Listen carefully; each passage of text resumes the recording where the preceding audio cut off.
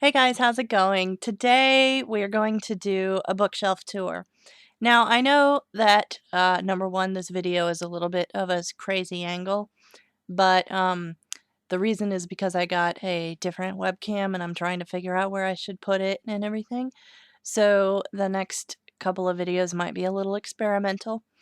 And number two, this video is going to be a voiceover. The reason for that is my disability doesn't allow me to go through my bookshelf with you and pull out specific titles and stuff. So we're going to do the next best thing, which is record the video and then I can explain to you what's on the shelf through a voiceover. So I hope that's all right with you guys, and if you like this video, just let me know by clicking like or commenting or sharing with your friends. And don't forget subscribe to my channel. Thank you. Keep on watching.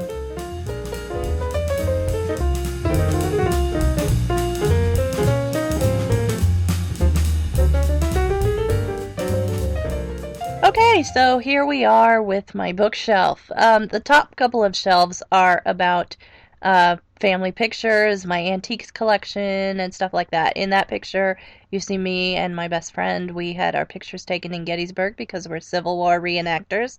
And also, I have some teacups that I inherited from my grandmother above that, and various other antiques. Moving on to the next shelf beside it is the beginning of my ancestral altar and some of my herbs and things of that nature.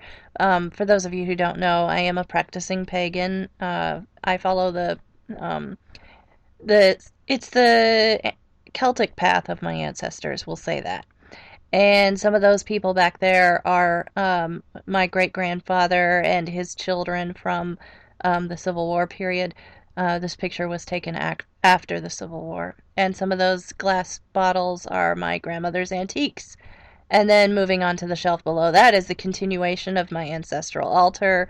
Those are some more great great great grandparents, and those people lived through the Civil War also. And the house is their retirement home that they built, and various other knickknacks from different family members and stuff like that. Let's see. Moving on. Come on, scoot down a little bit. The next shelf over is my DVD collection and my crazy porcelain squirrel. I inherited that from my grandmother also. She and I both like crazy little animals like that, knick-knacky things. And when she passed, they were going to throw away that squirrel, and I was like, nope, I want that squirrel because it's pink and it's weird and I like it. Um, so most of my DVDs are historical movies behind it, and not that interesting. I don't even really watch DVDs anymore. Moving on down to the next shelf. This is a mishmash collection of the large books that don't fit on other shelves. All the way on the left, you'll see some of my old journals and things, and then there's some gardening books and architecture books and art books, and anything Egyptian is my mother's stuff. She's really big into Egyptian history. And, the art books are mostly mine, but we share them. And then moving on to the next shelf over. This is the beginning of my Civil War book collection. I have quite a lot of Civil War books. Most of them are nonfiction. And that book also shares space with some of my knickknack things, and those books on the right are some fiction books that I have to read still. They're spillover from my to be read shelf, which is directly below. There's some to be read books on that one. And let's see. There's really not much I can tell you about that shelf. Right here is the beginning of my fiction collection, which is the top shelf there, and then the shelf directly below it in the picture. I mostly read historical fiction, paranormal fiction.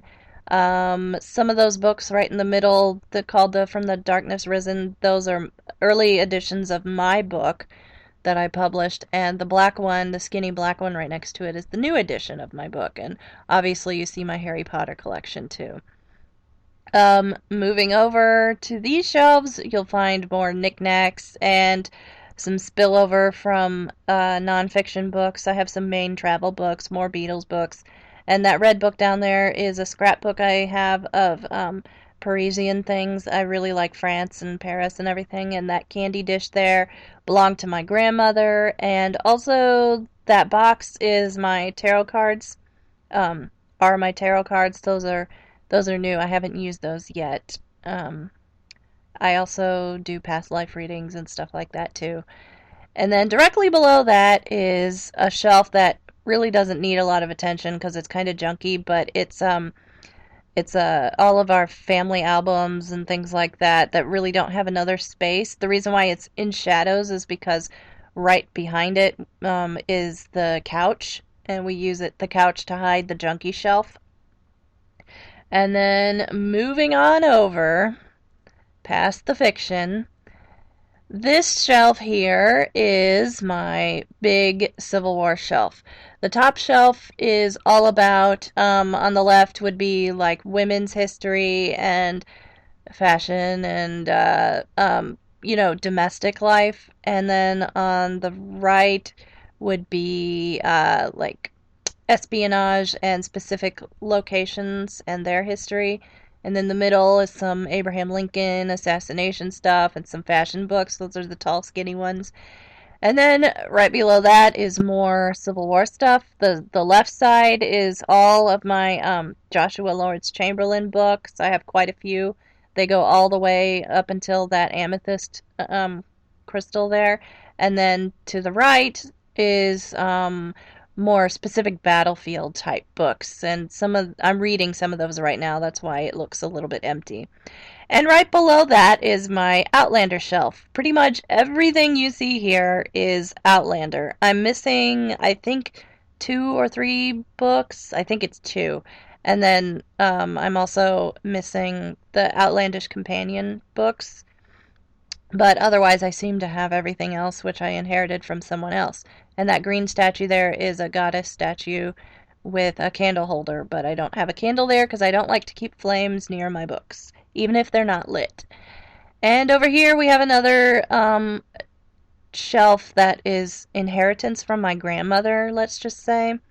Those are mostly her books, and all the way on the right there are her yearbooks from the late 1940s. She was in high school in the late 40s, so I have her yearbook still, and those vases are her Asian things, and she was really big into Asian decorative things. And so I've inherited a bunch of that stuff, and I'm still trying to figure out what to do with it. And then up here is my Joshua Lawrence Chamberlain shelf, and I don't know. It's really just a mishmash of a lot of things. All the way over on the right is a copy of Little Women, which is my favorite book of all time. That's the book that made me want to be an author.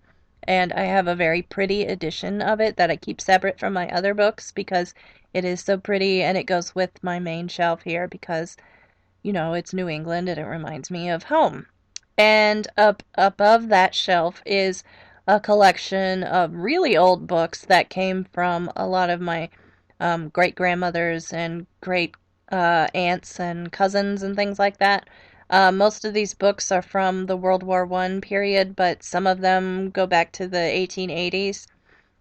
Um, I didn't get them in the greatest condition, so I'm trying to take care of them. And there you have it. That is my bookshelf tour. I hope you guys enjoyed it. And if there is any specific bookshelf that you would like to see, like maybe my fiction books or my Civil War collection in a separate video that can be more detailed and show you exactly what I have, please, please, please feel free to let me know in the comments because I'll be happy to do that. I just want to make sure there's enough interest before I go through the whole process. So, I hope you guys have a great day. Bye.